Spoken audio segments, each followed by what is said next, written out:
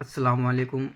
آج میں یوٹیوب پر سید امین القادری کا بیان لے کر آئے ہیں، جس سے کہ انہوں نے بتایا ہے کہ دعا مانگنے کا صحیح طریقہ، دعا کیسے مانگیں اور دعا صحیح مانگنے کا طریقہ سید امین القادری نے اپنے بیان میں بتایا ہے کہ دعا کیسے مانگیں اور کیسے اللہ تعالیٰ قبول کرتا ہے۔ آپ لوگ اس ویڈیو میں دیکھیں، سید امین القادری کا بیان کو سنیں، آپ لوگوں کو پتہ چلے گا کہ دعا کیسے مانگی جاتی ہے۔ اور انشاءاللہ اگر آپ یہ لوگ ویڈیو دیکھیں گے، پوری زیادہ لمبی نہیں ہے، 4 یا 5 منٹ کی ویڈیو ہے، آپ لوگ دیکھیے اور سمجھیے کہ دعا مانگنے کا طریقہ۔ سنیے اس بیان کو سید امین القادری کا۔ جیسا ہے غنی ویسے، اور دیکھو اس کے یہاں مانگنے میں چھوٹی مانگو یا بڑی مانگو اس کو برا نہیں لگتا۔ اللہ کے رسول فرماتے ہیں میرے جوتے کے تسمے ٹوٹتے ہیں تو یہ میں اللہ سے مانگ۔ اب کوئی بڑے مالدار کے گھر شادی کے دن جا کے کوئی کہے ذرا ایک ہڈی دے دے، تو وہ کہے گا میں ہی ملا تھا مذاق اڑانے کے لیے، مجھ سے ہڈی مانگ رہا ہے جبکہ میرے دسترخوان پہ ہزاروں لوگ کھا رہے ہیں۔ تو کہا اچھا ٹھیک ہے پورا کھانا اٹھا کے دے دے۔ تو کہا اب یہ بھی اس سے بھی بڑی کوئی مذاق تھی، ارے پورا کھانا اٹھا کے تجھے دوں گا تو اوروں کو کیا کھلاؤں گا۔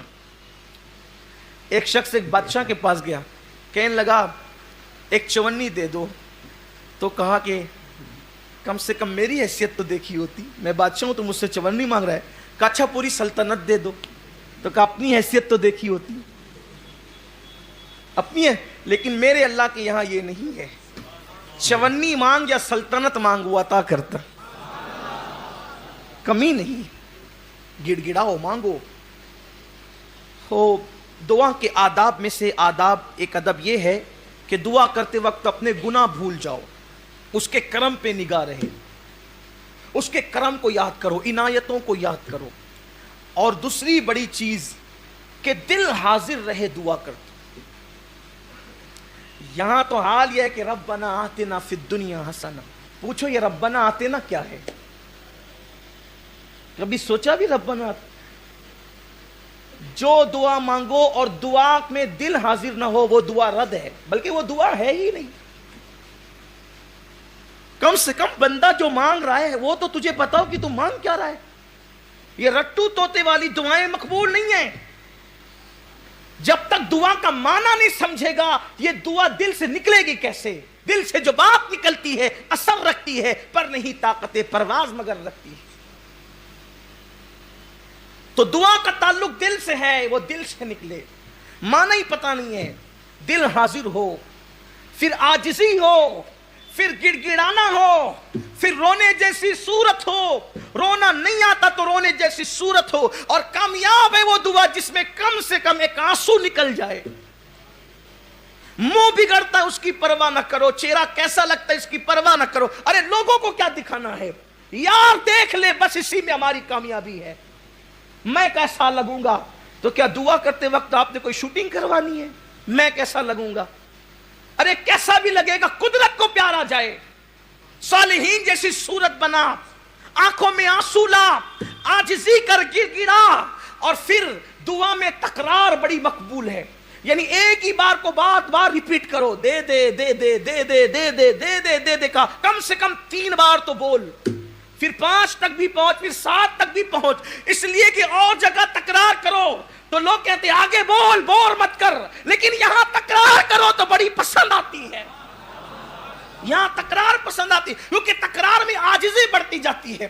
اور پھر دعا میں یہ 2 چیزیں خاص کیا کرو کہ 3 مرتبہ یوں کہا کرو، یا ارحم الراحمین، یا ارحم الراحمین، یا ارحم الراحمین، ارحم الراحمین کو پکارو، کہو یا اے سب سے بڑھ کر رحم کرنے والے، کیونکہ حدیث پاک میں آتا ہے ایک فرشتہ خاص اس کے لیے قدرت نے مقرر کر دیا ہے کہ جو 3 مرتبہ پکارے گا ارحم الراحمین ارحم الراحمین ارحم الراحمین، فرشتہ کہے گا 3 بار رحمان و رحیم کہنے والے اب مانگ، قدرت نے اپنے کرم سے اپنے اوپر واجب کر لیا ہے، جو مانگے گا قدرت تجھے عطا کر دے۔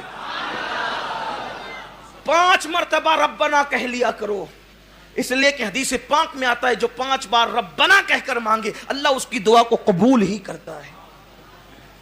یہ آداب دعا ہے۔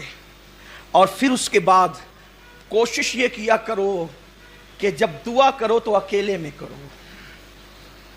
یہ خاص ہے. دعا کرو تو تنہائی میں کرو. تنہائی کی دعا کا بڑا اثر ہے. اکیلے میں کرو اور پھر مجمع عام میں بھی کرو. اکیلے میں کرو, مجمع عام میں بھی کرو. مجمع عام میں اس لیے کرنے کے لیے کہا گیا کہ جہاں 40 مومن جمع ہوتے ہیں ان میں ایک اللہ کا ولی ضرور ہوتا ہے, تو ولی کی موجودگی میں کرو. بھائی مزار پہ کیوں جاتے ہیں؟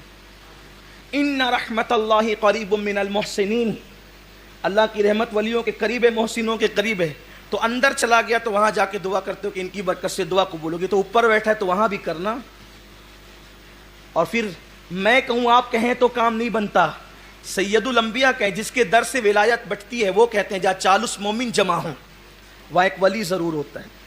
اب یہاں تو 40 سے زیادہ ہے, 2-4 تو ہوں گے, لیکن بڑی بات یہ ہے کہ وہ کہتا ہے اولیائی تحت قبائی, میرے ولی میری قبا کے نیچے چھپے ہوئے ہیں, ان کو میرے سوا کوئی نہیں جانتا, یا وہی جانتا ہے جو دوسرے چھپے ہوئے ہیں. تو ولی کو پہچاننا آسان نہیں ہے.